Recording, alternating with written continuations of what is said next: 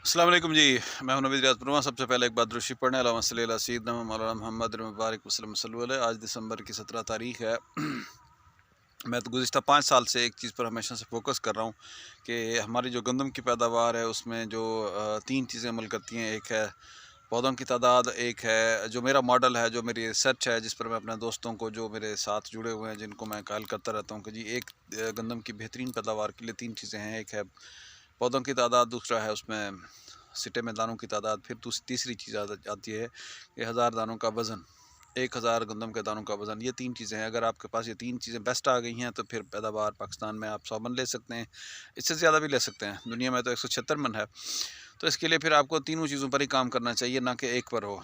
और पाकिस्तान में अनफॉर्चुनेटली मैंने कई सालों से हर अपने चैनल की हर सीज़न में चैनल पर अपने दोस्तों को बताया, फार्मर्स को बताया कि आपके छट्टे में जो छठा तरीका काश्त है उसमें अक्सर अक्सर जो है ना पौधों की तादाद पूरी नहीं होती।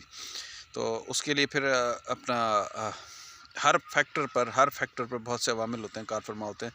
तो मैं पहले भी कहता रहता हूँ, इस सीज़न में बताऊँगा आपको कि पौधों की तादाद कितना होनी चाहिए, सिट्टे में दानों का वज़न ये तो बता दिया कि पौधों की तादाद किस तरह हम जो है ना वो ले जाएँ। सिट्टे में दानों का वज़न कितना, सिट्टे में दानों की तादाद कितनी बेहतर की जा सकती है, सिट्टे में दानों का वज़न कैसे बेहतर किया जा सकता है। पिछले साल मौसम गर्म पड़ गया था, दानों का वज़न कम हो गया। तो खैर इसके लिए जो बेहतर टूल है, जो मैंने पहले वो आपने वीडियोस में देखा होगा कि वो लकड़ी से एक जगह बैठ के मैं स्क्वायर ड्रा करता था। इसके लिए फिर मैंने इस दफ़ा टूल बना लिया है जिसको मैं मुरब्बा मीटर कहता हूँ, बॉक्स। ये आपको नज़र आ रहा है, ये एक मुरब्बा मीटर का बॉक्स मैंने बनवा लिया पाइपों से। अब इससे ये अंदाज़ा होगा, इससे आपको भी खुद ब खुद अंदाज़ा हो जाएगा। इससे ये अंदाज़ा करेंगे हम कि एक मुरब्बा फुट में एक मुरब्बा फुट में एक मुरब्बा फुट स्क्वायर बॉक्स है ये, स्क्वायर मीटर तो नहीं है।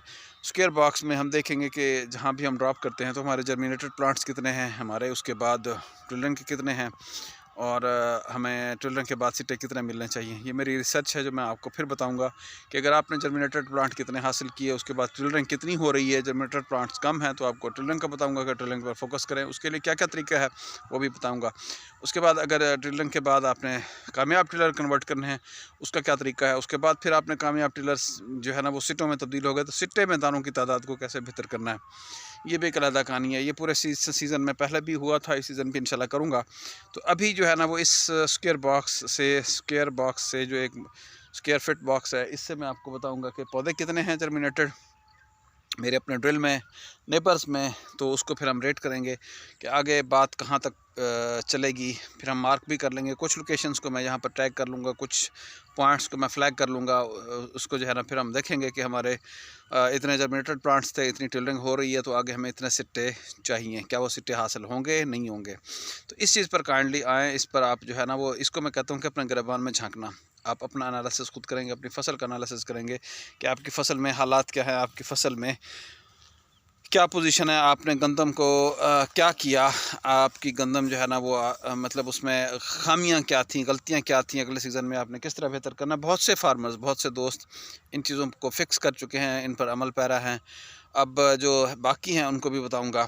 तो मेरी नज़र में जो मैं कहता हूँ कि एक मुरब्बा फुट में अभी आपके जो जर्मिनेटेड प्लांट्स हैं, एक मुरब्बा फुट में वो होने चाहिए जनाब 30-25-30-35 जर्मिनेटेड प्लांट्स होने चाहिए। उसके बाद टिलर करवा लें तो आपके पास टिलर जो है ना एक मुरब्बा फुट में एटलीस्ट जो टिलरिंग चल रही है वो देखें। अगर अगर आपके पास पौधे कम हैं, जर्मिनेटेड प्लांट्स कम हैं, तो फिर इट मीन्स के कुछ दोस्तों के बता रहे होते हैं कि जी एक मुरब्बा फुट में उनके पौधे हैं 20-25। तो आप जो है ना वो जर्मिनेटेड प्लांट्स, मेरे हमेशा कोशिश होती है कि 35 तक ले जाऊँ, 30 से 35 तक ले जाऊँ, ताकि मेरी पाकिस्तान की जो एवरेज है वो 1.5 टिलर है। तो इसका मतलब ये है कि मेरा टारगेट होता है कि 40 से 45 सिट्टे एक मुरब्बा फुट में मुझे मिलने चाहिए। इसलिए मैं सीड रेट ज़्यादा कर लेता हूँ, 4 इंच पर ड्रिल कर लेता हूँ, ताकि मुझे 35 जर्मिनेटेड प्लांट्स। अब जिन दोस्तों के हैं 15-20, तो उनको फिर साफ ज़ाहिर है कि टिलरिंग पर ज़्यादा फोकस करनी होगी। अब टिलर लोग काउंट कर रहे होते हैं, दोस्त काउंट कर रहे होते हैं कि जी हमारे टिलर तो 8-10 10-10 हो गए हैं। टिलर तो बन गए, लेकिन आपका अगला मरहला आता है उनको कामयाब टिलर में, टिलर्स को आपने कामयाब सिट्टे में कैसे कन्वर्ट करना है, ये एक अलग कहानी है। झाड़ तो बन गया, आगे जब सिट्टे चलते हैं, सिट्टे ऊपर निकलते हैं, आपको पता है कि आपके कितने टिलर जो है ना वो भूसा तूड़ी बन गए, कितने टिलर कामयाब हुए हैं। उसके लिए आपने क्या अप्रोच की, कितना खर्चा किया, किस तरह की मेहनत की, डू यू नो। इस पर हम काम करेंगे। तो अभी जिनके हैं, अभी आजकल का टारगेट मैं ये दिखाऊंगा कि जिनके पौधों की तादाद कम है, जर्मिनेटेड प्लांट्स कम हैं, तो उनको चाहिए कि टिलरिंग कर फोकस करें, टिलरिंग पर फोकस करके, मतलब ये गंदम जो है ना वो टिलरिंग जो बताया गया टिलरिंग, तो वो जो गोब पर जाती है सिट्टा निकलने तक भी टिलर्स चलते रहते हैं, तो उसमें गुंजाइश है, उस वक्त तक भी आप टिलर्स कामयाब करवा सकते हैं। तो बात ये बनती है कि फिर हम जो है ना वो अभी से स्टार्ट कर लें। ये वाली गंदम जो मेरी तकरीबन है 1.5 महीने की हो गई ऑलमोस्ट, तकरीबन इतनी है, तो इस पर जो है ना वो टिलरिंग फेस चल रही है। इसका मैं दिखाऊंगा, हमने जो ड्रिल की थी 2 रुख में मैं इस दफ़ा ड्रिल कर रहा था, अभी ड्रिल जो 7 इंच वाली उसको 2 रुख पर मैंने की शर्क कर्व में।